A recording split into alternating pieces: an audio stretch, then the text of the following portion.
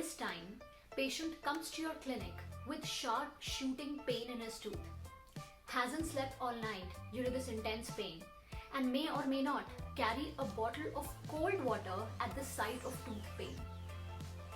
What will be your diagnosis? How will you treat this patient? I'm Dr. Mitali Behel, Endodontist and Cosmetic Dentist, and today I'm going to talk about a very important topic in dentistry: irreversible pulpitis.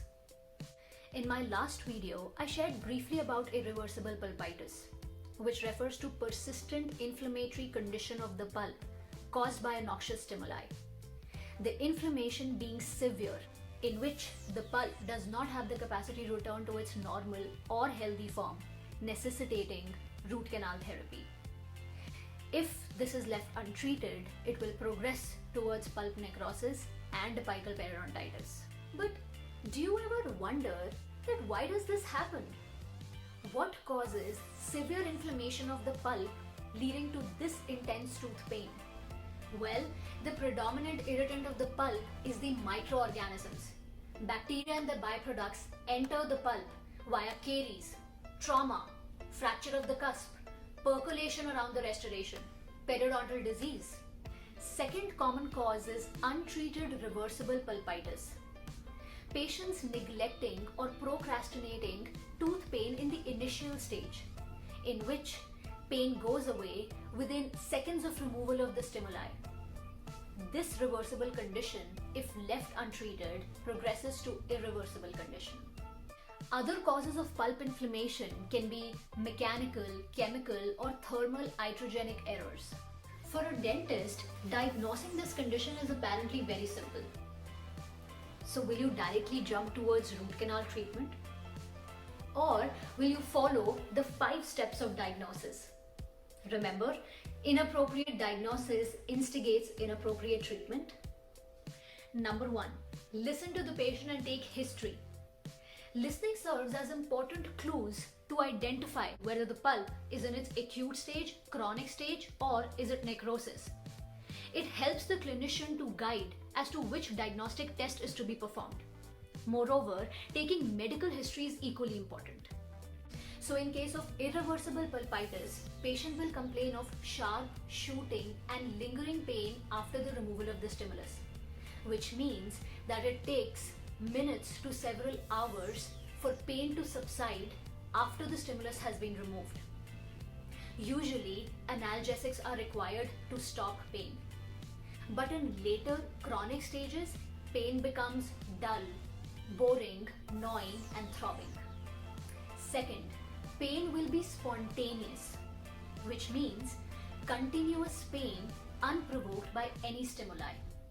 But do you know that why do we have spontaneous pain in irreversible pulpitis?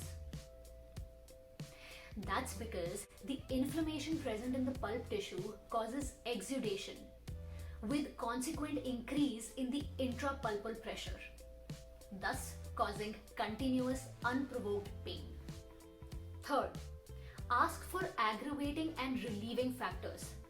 In irreversible pulpitis, heat intensifies pain, like after having hot tea or coffee, and is usually relieved by cold. The reason being that heat causes dilation of the blood vessels, whereas cold contracts the vascular bed, reducing the intrapulpal pressure, thereby causing relief to the patient. Which is why you must have seen that sometimes patients come to your clinic with a bottle of cold water placed at the site of tooth pain. Also, pain aggravates on lying down. You must have seen patients complaining that they got up at 3 in the morning because of intense pain. This happens because of head movements or other maneuver at night, which causes increase in the intracranial pressure, thereby intensifying pain. Fourth, pain is radiating. It radiates to ear, eye, temple, or the lower jaw, depending on the tooth affected. Step 2, visual examination. After listening to the patient and taking history, move towards visual examination.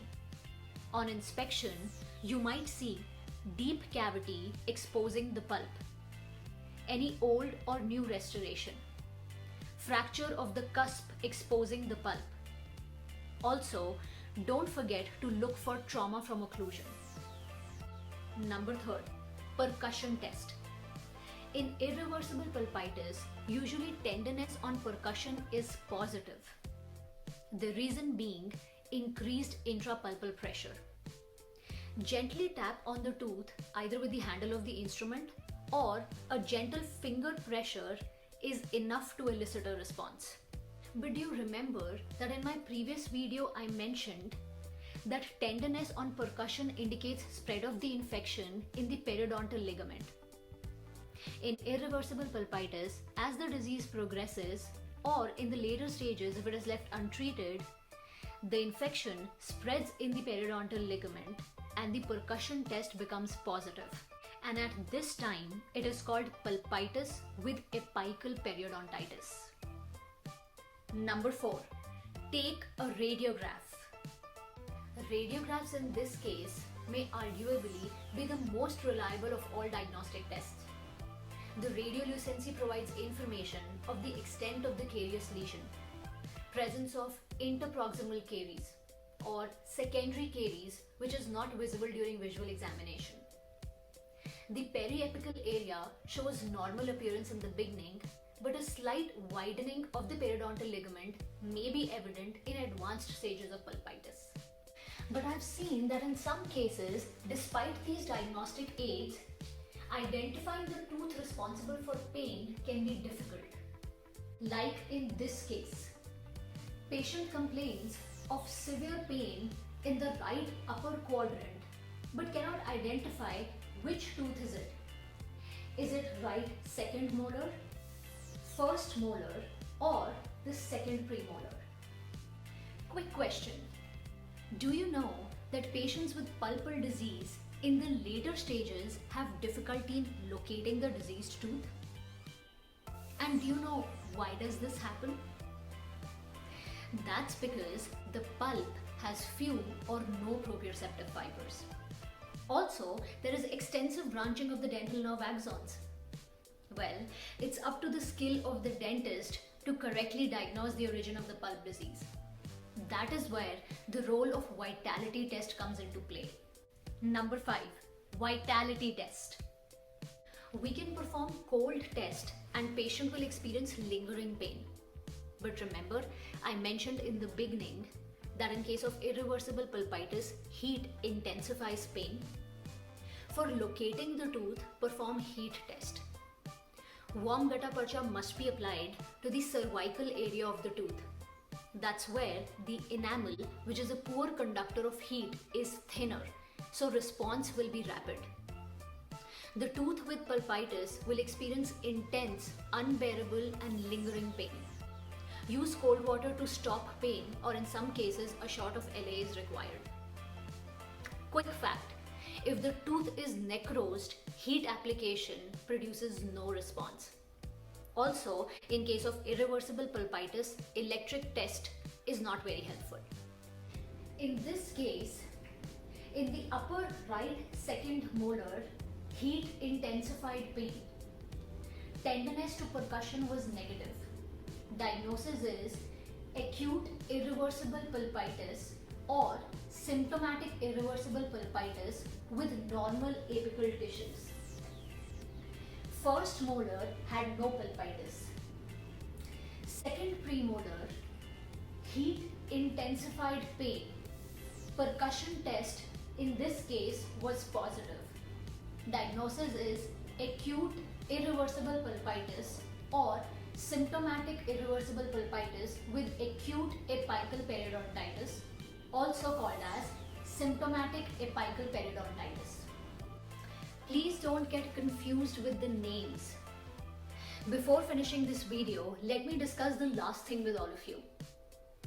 That some authors like Grossman, Engel and WHO classified pulpal diseases as acute or chronic irreversible pulpitis, whereas Cohen, Tronstad and American Board of Endodontics classified pulpal disease as symptomatic and asymptomatic pulpitis.